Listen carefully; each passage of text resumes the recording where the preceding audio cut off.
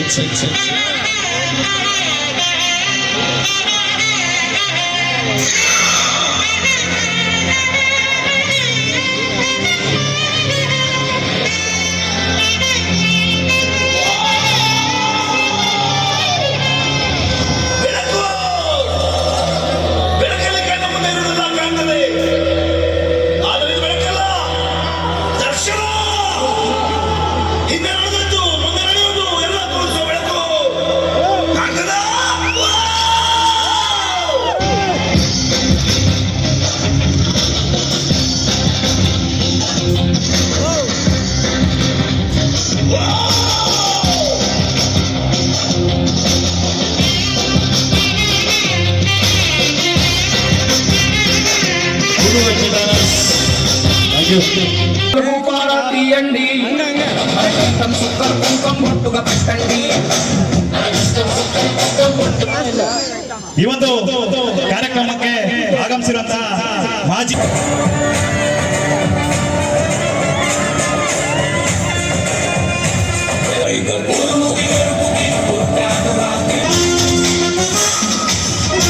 ಅಧ್ಯಕ್ಷರಾದಂತಹ ಅಶೋಕ್ ಅವರಿಗೂ ಆಧಾರದ ಸ್ವಾಗತ. ಹಾಗೆ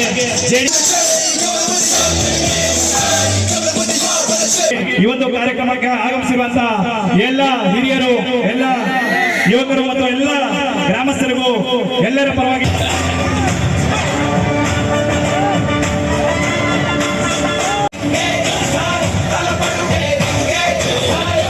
ದಯವಿಟ್ಟು ಪ್ಲೀಸ್ ಸನ್ಮಾನ ಆಗಿರೋದನ್ನ ದಯವಿಟ್ಟು ಬನ್ನಿ,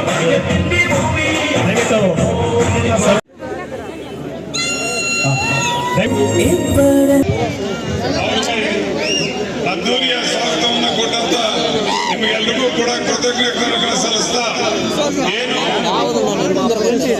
ಗಂಗಮ್ಮ ಎಲ್ರಿಗೂ ಒಳ್ಳೇದು ಮಾಡಲಿ.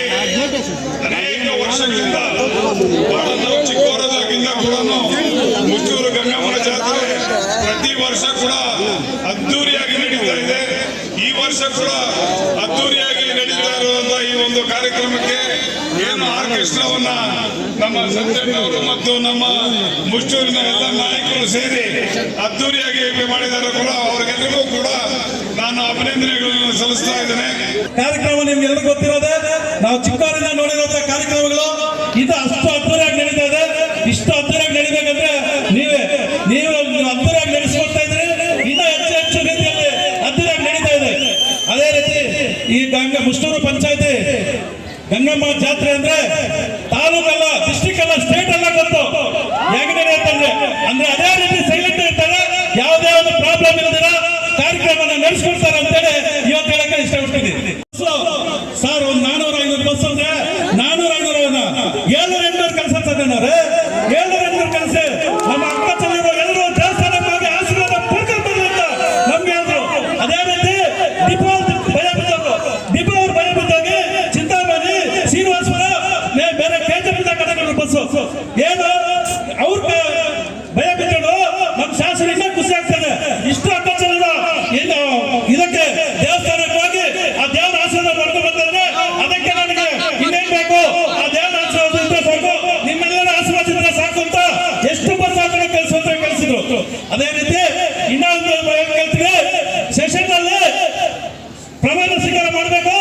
ಆವತ್ತು ಸೈನ್ ಆದ ತಕ್ಷಣ ನಮ್ಮ ರೈತರಿಗೆ ಟೊಮಾಟೊ, ಆಲೂಗಡ್ಡೆ ಎಲ್ಲ ಲಾಸ್ ಆಗಿದೆ, ಯಾರು ಹೇಳೋರು ಅಂತ ಜೋರಾಗಿ ಕೈ ಎತ್ತಿ ಕೂಗಿದವರು ನಮ್ಮ ಶಾಸಕರು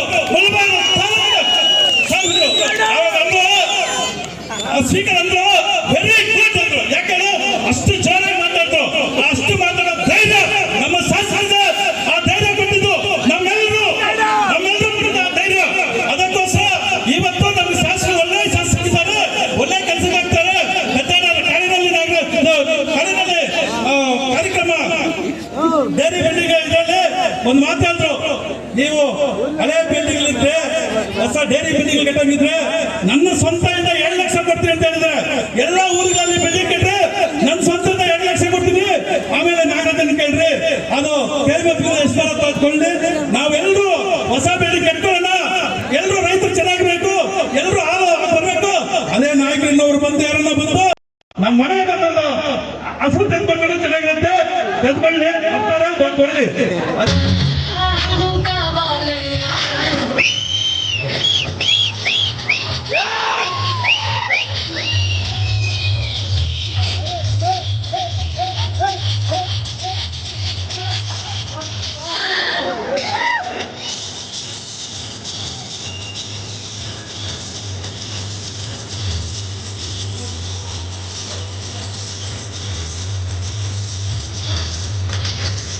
ಆಕ್ಚುಲಿ ರಿಯಲ್ ಆಗಿ ಅಭಿವೃದ್ಧಿ ಮತ್ತು ರಾಜಕಾರಣ ಸ್ಟಾರ್ಟ್ ಮಾಡಿದ್ರೆ ಗೆದ್ದಾದ್ಮೇಲೆ, ಹೌದಲ್ವಾ?